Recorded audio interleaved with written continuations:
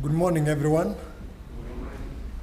Thank you so much, members for the state, our team from various institutions represented here today.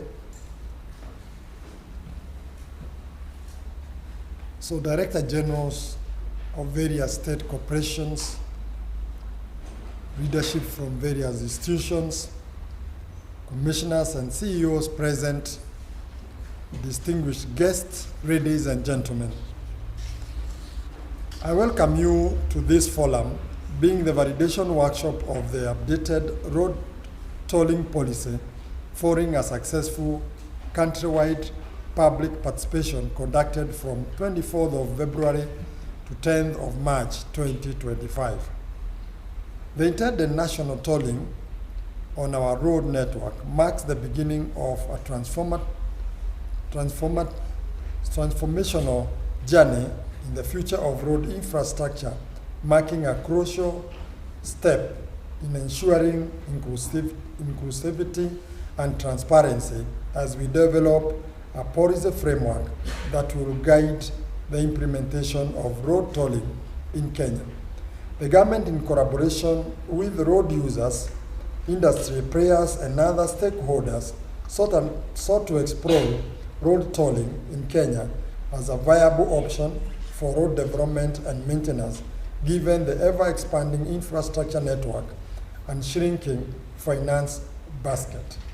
Ladies and gentlemen, during the public participation exercise, the Ministry of Roads and Transport conducted extensive consultation with the stakeholders, including government players, private sector players, transport association, civil society organizations, marginalized groups, local communities, financial institutions, development partners, community leaders, and the general public. The participation was facilitated through the physical forums across 8 regions, namely Nairobi, Central, Northeastern, Rift Valley, Coast, Eastern, West, and Nyanza, that were representative of the geographical and demographical aspect of our country. The team also held a widely consultation, virtually meeting, and also sought and received written submissions from interested partners. Ladies and gentlemen, the stakeholder engagement process successfully gathered variable inputs that shaped the enhancement of this policy content. From our field reports, the following issues stood out: on concerns on implementation and public burden. These concerns included fear that tolling would increase the cost of transportation, affecting goods and services; concerns that tolling may disproportionately affect low-income users, road users, and small businesses; requests for a clear implementation network, including alternative routes for non-toll payers; under the need for transparency and accountability. These concerns bordered on the following: demand for clarity on toll revenue management, ensuring funds are invested into road maintenance and expansion; need for public disclosure of toll rates and revision mechanisms; under infrastructure and service quality considerations, we had complaints on existing poor road conditions, with stakeholders questioning the justification for additional charges; call for improved road safety measures, including street lighting, signage, and emergency response services.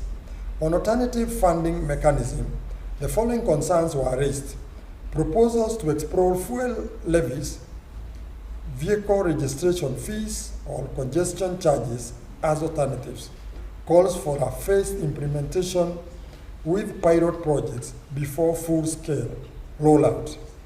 On equity and regional balance, the following concerns emerged: concerns that tolling would create disparities, favoring regions with better roads while marginalized areas remain undeveloped. Request for equitable toll distribution to avoid overburdening certain regions on highways. Need for government investment in alternative transport modes, that is railway, BLT, and non-motorized transport infrastructure. Ladies and gentlemen, as the Ministry of Roads and Transport, having received feedbacks from public, we have agreed to the following. Commit to ensuring affordability by setting reasonable toll rates and exploring subsidies where necessary. Assure that all revenue will be reinvested for road development and maintenance. Engage continuously with the stakeholders to refine the tolling framework and address any further concerns that may arise. Strengthen public-private partnership to enhance road infrastructure while minimizing the burden on taxpayers. Launch pilot tolling projects on selected highways to assess visibility before nationwide implementation. Ladies and gentlemen, the ministry has incorporated these key recommendations and will enhance transparency, fairness, and inclusivity in the intended road tolling model. The government commits to ensure proper oversight of toll revenue, continuous stakeholders engagement, and the implementation of sustainable road financing solutions for the implementation of development infrastructure across all regions of the country. The development of this revised national tolling policy has been a collaborative effort involving multiple stakeholders. I wish to thank this technical working group comprising of officers from the key government ministries and agencies for their relentless effort and work well done in preparing this revised national policy. As I also wish to thank all who participated in these tolling policy workshops across the country, and also those that also aired some of their concerns through the soft media. So this morning, it is my desire that all of us will participate fully in validating the outcome of the stakeholders' public participation report that we have today to ensure that this project of enhancing our tolling policy in our country becomes a success. I thank you all and wish you a very fruitful engagement in this meeting. Thank you so much. Asante sana